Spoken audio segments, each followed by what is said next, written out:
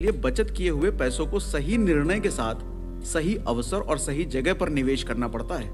मजे की बात यह है कि यही कंपाउंडिंग की असली पावर है और आपके लिए रियल रिच बनने के दरवाजे खोल देती है। आपकी जिंदगी में एक ऐसा समय जरूर आएगा जब आपको एक्टिव इनकम के अलावा निवेश किए गए पैसों पर भी फायदा मिलना चालू हो जाएगा। मैं आपको कंपाउंडिंग की पावर एक एग्जाम्पल के जरिए समझाता हूँ। यकीन मानिए कि इसे समझने के बाद आपकी जिंदगी में बहुत बड़ा बदलाव आ सकता है। अमित और राज एक अच्छे दोस्त हैं और दोनों ही एक ही सोसाइटी में रहते हैं। मैं एक दिन दोनों से मिला और मैंने उन्हें दो ऑप्शन दिए। मैंने पहला ऑप्शन दिया कि मैं तुम्हें आज 1 रुपए दूंगा और कल से हर रोज इसे दोगुना करके 30 दिनों तक देता रहूंगा। फिर मैंने दूसरा ऑप्शन दिया कि मैं तुम्हें 50 लाख रुपए आज ही दे देता हूं, तो तुम दोनों में से कौन सा ऑप्शन चुनोगे? तो अपना उतावला अमित तुरंत बोला कि सागर भाई, मैं तो 50 लाख वाला ही चुनूंगा। राज बड़ा होशियार था, वो कंपाउंडिंग जानता था। वो थोड़ी देर सोचने के बाद बोला, मैं तो पहला ऑप्शन लूंगा। ये सुनकर अमित ने तुरंत राज की तरफ देखा और हंसने लगा। बोला, राज तू तो बेवकूफ निकला रे, ऐसा कोई करता है भला?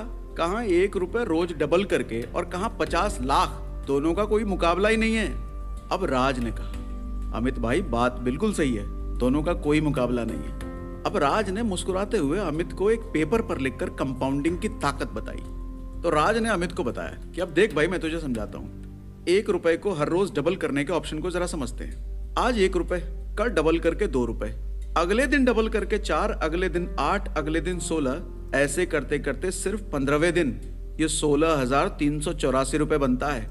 और अगर 20वें दिन की बात करें तो 20वें दिन बनेगा 5,24,288 रुपए और 30वें दिन ठीक उसके 10 दिन बाद ये पैसा बन जाएगा 53,68,70,912 रुपए।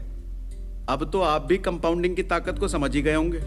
हाँ, तो मैं कह रहा था कि पैसों को लेकर हमारी सोच हमें बर्बाद भी कर सकती है।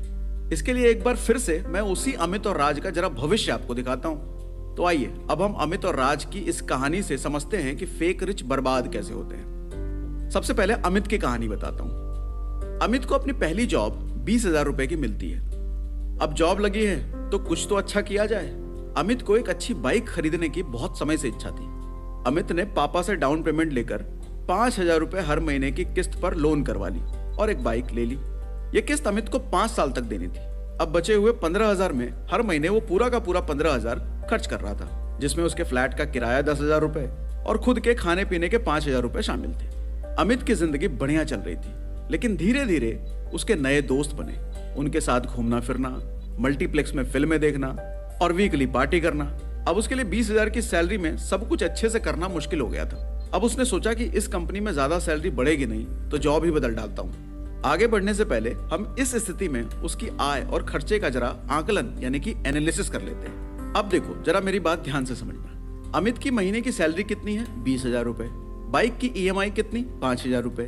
घर का किराया कितना? 10,000 रुपए। बाकी के खर्चे 5,000। टोटल खर्चे हो गए 20,000 रुपए, यानी कि 20,000 उसकी कमाई और 20,000 खर्चे। तो बचा कितना? कुछ भी नहीं। इन्वेस्ट करने का कोई मौका बिल्कुल भी नहीं और आपातकालीन स्थिति में कोई इमरजेंसी फंड बिल्कुल भी नहीं। इसके 2 साल बाद अब उसकी सैलरी 35,000 हो गई है। अब सब कुछ ठीक चल रहा है। अब इसके साथ गांव में रह रहे माँ बाप को अमित के बढ़ती उम्र और बढ़ती सैलरी के साथ साथ शादी की भी फिक्र होने लगी। अच्छी किस्मत के चलते उसी साल अमित की शादी भी हो जाती है। शादी होने से पहले अमित 10,000 के एक छोटे से फ्लैट में रहता था, लेकिन अब उसने 2 BHK फ्लैट रेंट पे ले लिया है, जिसका रेंट 20,000 है। 5,000 रुपए उसकी बाइक की EMI अभी भी जा रही है और बचे हुए 10,000 रुपए में से दोनों का किसी तरह सब कुछ हो जा रहा है। शादी के कुछ दिन बाद ही अमित दुखी रहने लगा, क्योंकि अब सैलरी बढ़ने के साथ जिम्मेदारी भी बढ़ गई थी। तो इस सैलरी में अब जिंदगी अच्छे से चल नहीं पा रही थी। इसके 1 साल बाद अमित को उसी कंपनी में इंक्रीमेंट मिलता है, जिसकी वजह से उसकी सैलरी अब 40,000 हो गई।